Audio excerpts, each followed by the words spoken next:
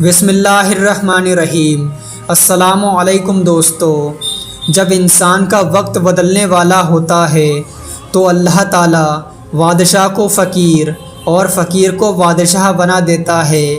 کب کس انسان کا وقت بدل جائے اس بارے میں اللہ تبارک و تعالیٰ کے سوا کوئی نہیں جانتا، مگر اب سوال یہ اٹھتا ہے کہ کسی انسان کا وقت بدلنے والا ہوتا ہے، یعنی اگر کسی انسان کا اچھا وقت شروع ہونے والا ہوتا ہے، اس کا برا وقت ختم ہو کر اچھا وقت آنے والا ہوتا ہے، تو ایسے انسان کا اچھا وقت شروع ہونے سے پہلے کون کون سی نشانیاں دیکھنے کو ملتی ہیں؟ یعنی دوستو، ہم یہ کیسے پتہ لگا سکتے ہیں کہ ہمارا اچھا وقت شروع ہونے والا ہے؟ دوستو، اگر آپ کو یہ نہیں پتہ ہے تو یہ ویڈیو صرف آپ ہی کے لیے ہے۔ دوستو، ویڈیو کو لائک، اگر آپ ہمارے چینل پر پہلی مرتبہ آئے ہیں تو چینل کو سبسکرائب کر کے بیل آئکن پریس کر لیں۔ دوستو، آج کی اس ویڈیو میں ہم آپ کو ایک اللہ کے ولی کے حوالے سے 5 ایسی خاص نشانیاں بتانے والے ہیں جب انسان کا اچھا وقت شروع ہوتا ہے یا پھر اس کا اچھا وقت شروع ہونے سے پہلے اسے وہ 5 نشانیاں نظر آتی ہیں۔ یعنی اگر کسی انسان کو ان 5 نشانیوں میں سے کسی ایک بھی نشانی کو دیکھنے مل جائے تو ایسے انسان کو فوراً سمجھ جانا چاہیے، کیونکہ بہت ہی جلد اب اس کا اچھا وقت شروع ہونے والا ہے۔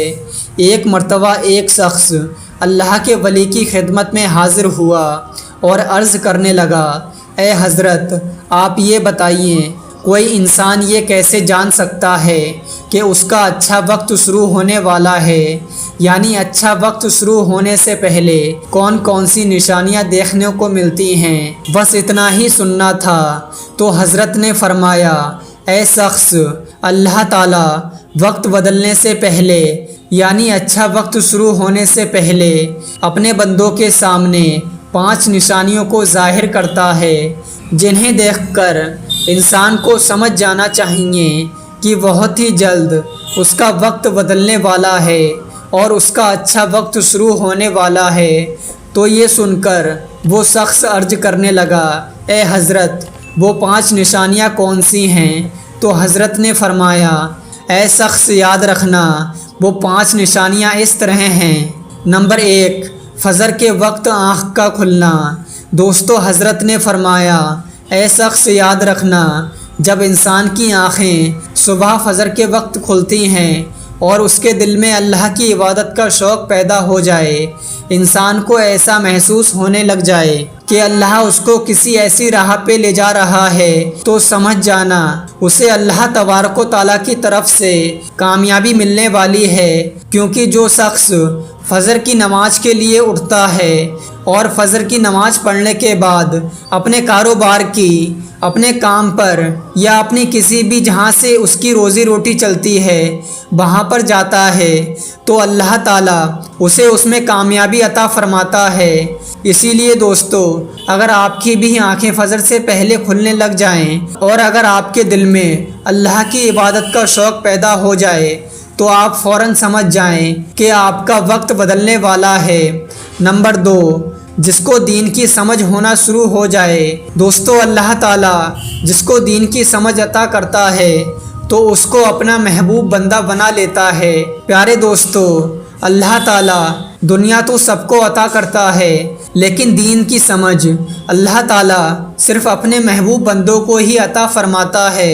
پھر ایسے شخص کے دل میں عبادت کی محبت، قرآن کی محبت اور دین سیکھنے کی محبت پیدا ہو جاتی ہے۔ میرے پیارے دوستو، یاد رکھنا، جو اللہ تبارک و تعالیٰ کی خاطر دنیا کے عیش و آرام چھوڑ دے، دنیا کی لالچ بھری زندگی چھوڑ دے، تو اللہ ایسے شخص کو کامیاب کرتا ہے اور اسے دنیا بھی عطا فرماتا ہے اور دنیا اس کے قدموں میں ذلیل ہو کر آتی ہے۔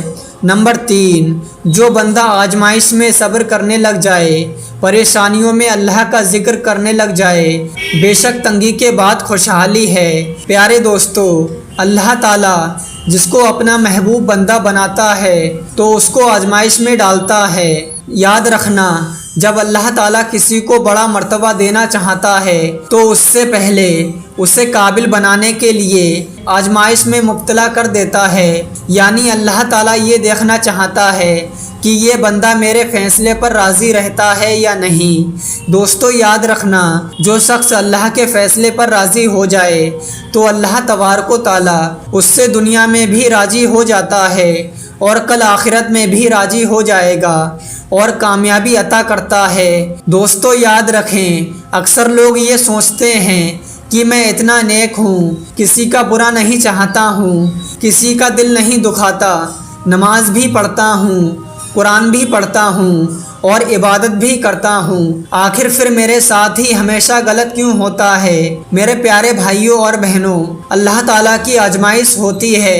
ایک مسلمان کو مایوس نہیں ہونا چاہیے، ہمیشہ اچھا گمان رکھنا چاہیے اور اللہ کے ہر فیصلے پر راضی ہونا چاہیے۔ نمبر 4، گناہوں سے معافی مانگنے پر۔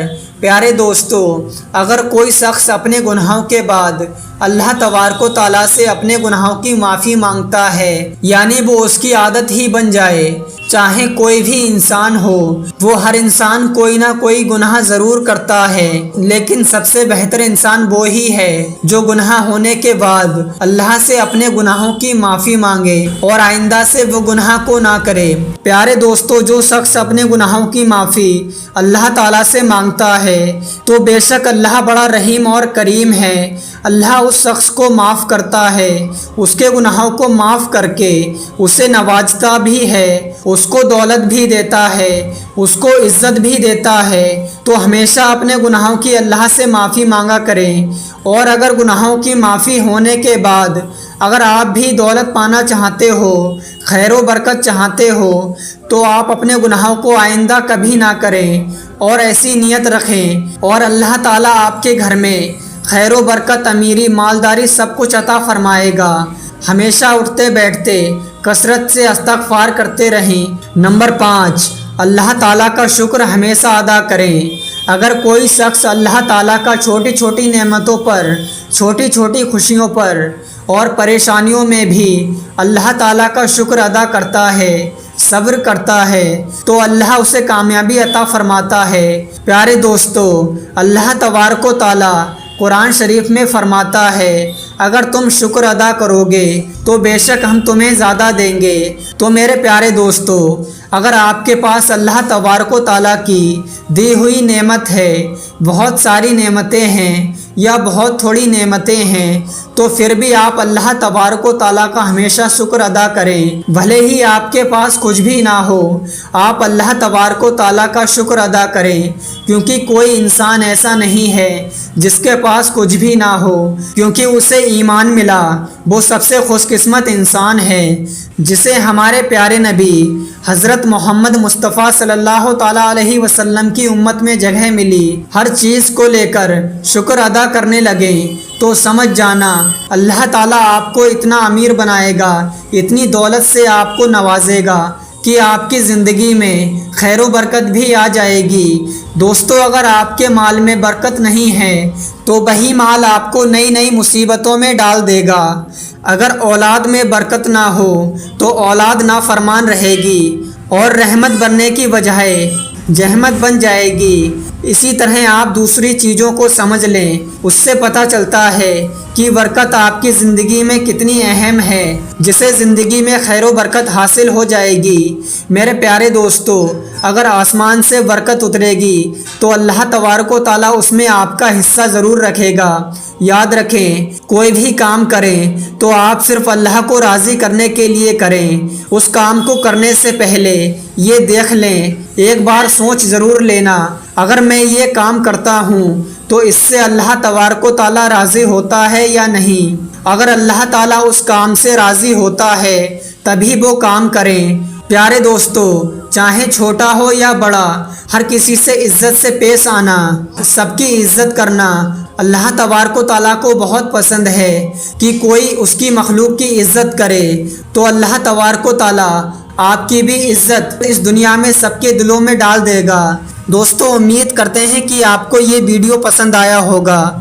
دوستو ویڈیو کو لائک، چینل کو سبسکرائب کر کے بیل آئکن پریس کر لیں۔